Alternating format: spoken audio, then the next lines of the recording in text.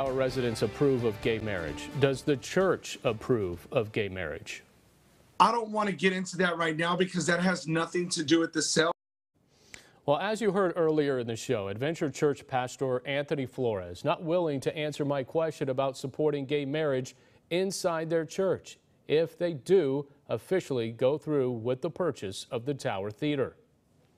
Well, it has sparked a bigger conversation on my Facebook page, and we want to welcome back in our panel for the week, David Rowell and Michael DeManuel Jr.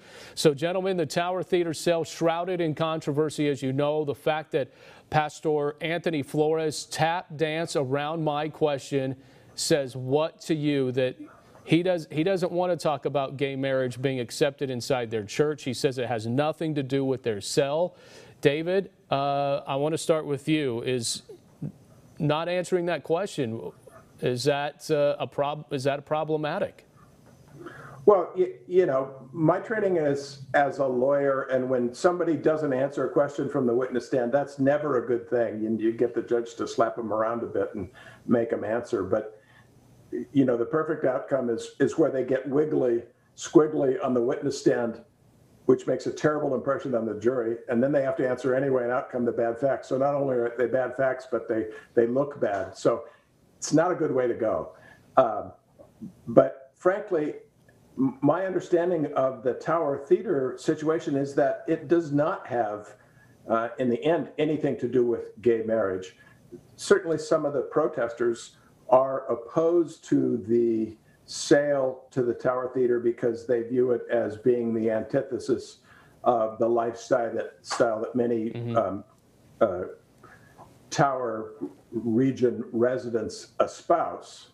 And so they don't want them there, and so they're out in the streets. But well, I don't think that has anything to do with the city's problem. Right. This is a zoning issue. Right. It could be a zoning issue, and Michael, I want to get your thoughts. But if there's a petition going around where at least 3,000 people have signed that in the Tower District, you know, is that part of it? Is that part of why that? You know, people don't want this church to be inside the Tower Theater. We don't know that for sure because he didn't answer the question, but is that problematic again? Well, I don't know if that's problematic or not. I do know that in the late 90s, President Clinton signed a law that gave churches and religious institutions some preference or some protection against zoning discrimination based on being a church. That's the Religious Land Use Act. I believe it was in 1997. So if the church wants to pursue the purchase and pursue a case on the zoning, they're going to have some federal law that will help them at least make a strong case to rezone that area into a church. From the standpoint of the pastor's answer on gay marriage, I agree with Mr. Rowell. A non-answer is basically an answer.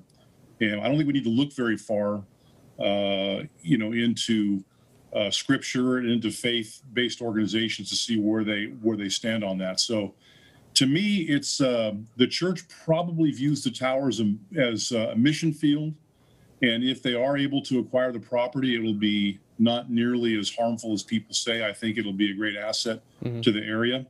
But listen, if you don't want it to happen, then you put together a group and you buy it, whoever you are that are out there. But in the end, real quick, just to punctuate this point, in the end, and David, you're a lawyer. Do you, as the way the city is acting, the way the church is acting, is this going to court? Everybody threatens, well, the pastor threatens that it's going to court. The mayor and the city council keep saying, you know, we could work this out. So I don't know, I'm not a mind reader, and I don't know what the pastor's mindset is. I've never met somebody who is better off going to court than settling out of court. It's an awful, awful process. And I had a good friend who was a lawyer who said, I'd crawl on my hands and knees over broken glass before I'd be a party to a lawsuit. Okay, it's no Michael, fun. real quick, just answer that question. Is it going to court? Real quick.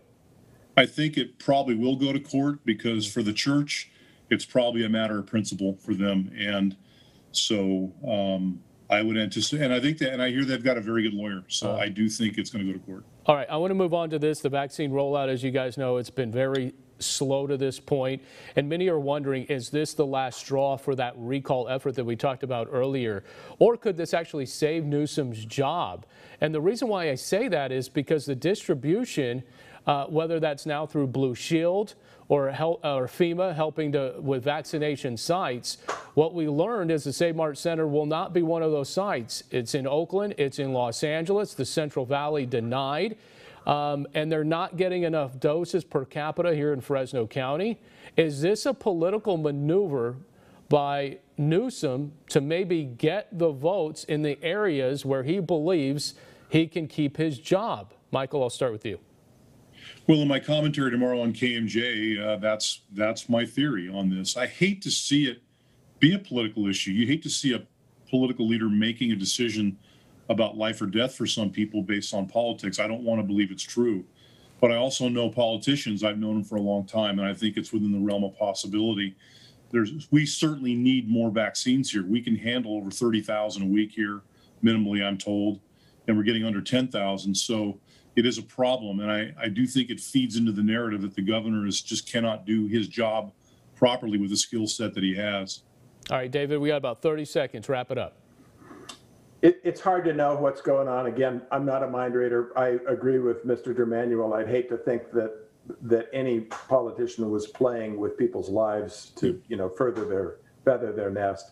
I don't have any reason to believe that's true. One of the things I've heard is that the state party or the state government doesn't care about the Central Valley. I can tell you as a member of the state Democratic Party, this is not true. In the last couple of years, the Central Valley has risen close to the top of the areas that the state party is targeting as being important. So that doesn't make sense.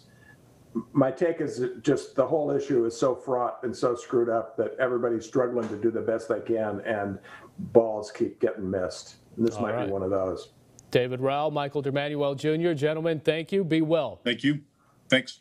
Thank you very much. Nice to be here.